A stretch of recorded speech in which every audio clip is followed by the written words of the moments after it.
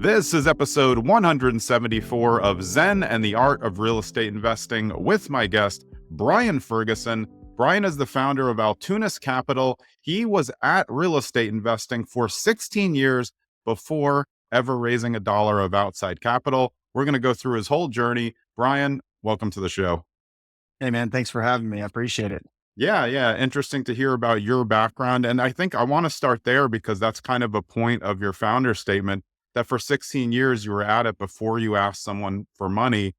Why did you wait so long? And what did you learn from that journey?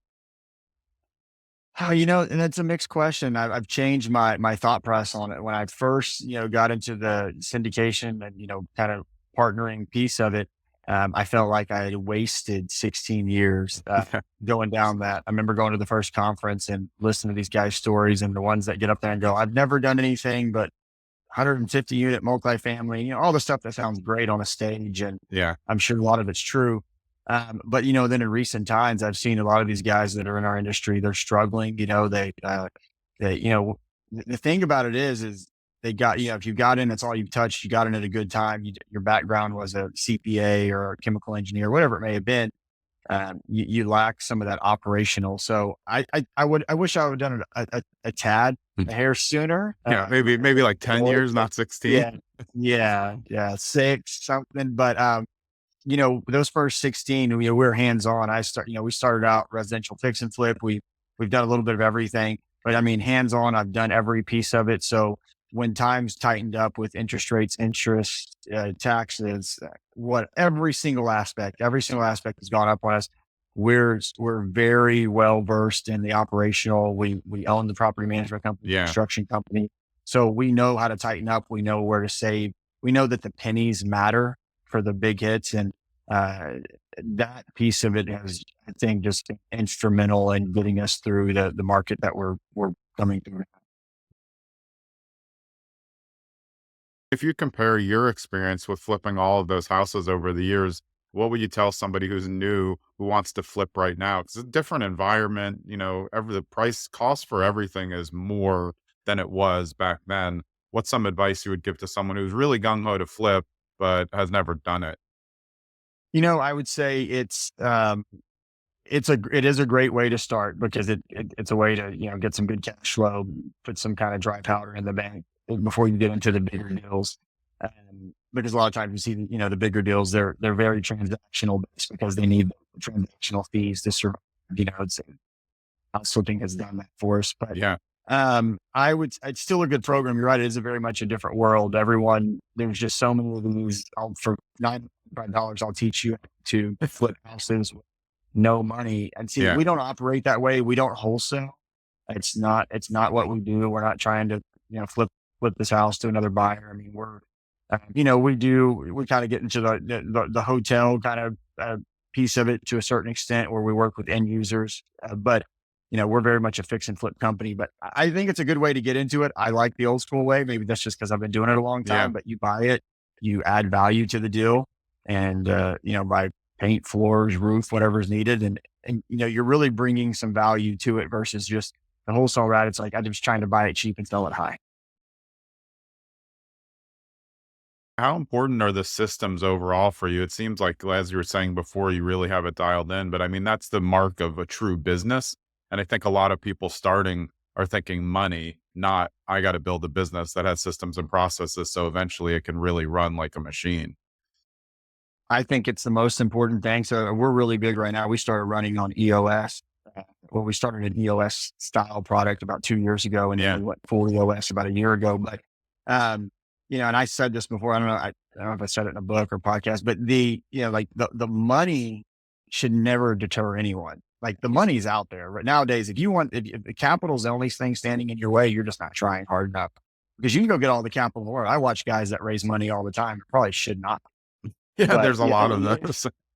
But getting the EOS method, like we run on, having a true dialed in accountability chart, putting the right people in the right seats that want to do things. When you establish that is what fuels the true growth. The money is just such a minute piece of it. But I'm with you. Everybody thinks, oh, it must be nice. I can't do that. I didn't come for money at all. I mean, we bootstrapped everything we've ever done. Yeah. But if you put your arm around and bring in good people, then just keep adding the money as needed.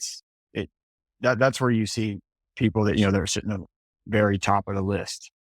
Yeah. Well, you talked about EOS, just for the listeners. EOS is the operating system from Traction by Gino Wickman. And I just implementing it is actually a very large undertaking, right? So I think that a lot of Yeah. people will read the book and then be like, great, that was great. But the implementation of it is very, very important. That's why there's EOS coaches out there to make sure that you keep it going, because you can't just kind of half-ass EOS. It No, won't work. not at all.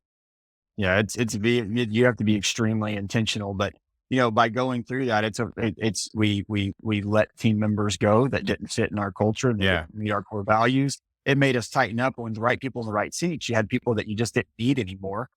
Plus with the market shift. So we ended up slimming down on some of our team because of that, for efficiencies. And again, some people, I remember I'd said at the beginning of the year, I tell them, I announced the core values. I said, this is the way we're going. You've heard it. We're full fledged, and you can be the best salesperson, the best property manager, the best whatever in the business. But if you don't meet those core values, you're going to have to do that best work for a different organization, because it won't Yeah. be ours.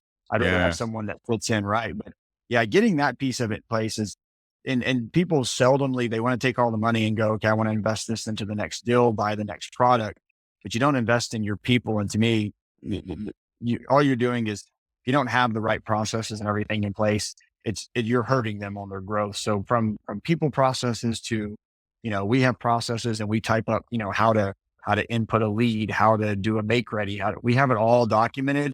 And then we let everyone roll it out through the proper accountability, and then, manage the process, LMAs, like they say, lead the people, manage the process. So yeah, I think it's huge. It's that's what the big guys are doing right. So for your company, what's your asset class for the syndications? Are you buying all multifamily other than that one self-storage, or is there other asset classes that you guys are doing for syndications? So we're in two, we're doing, it has to be, well, multifamily, we don't really have a door count as long as it can support on-site staff. So, multifamily that can support on-site staff.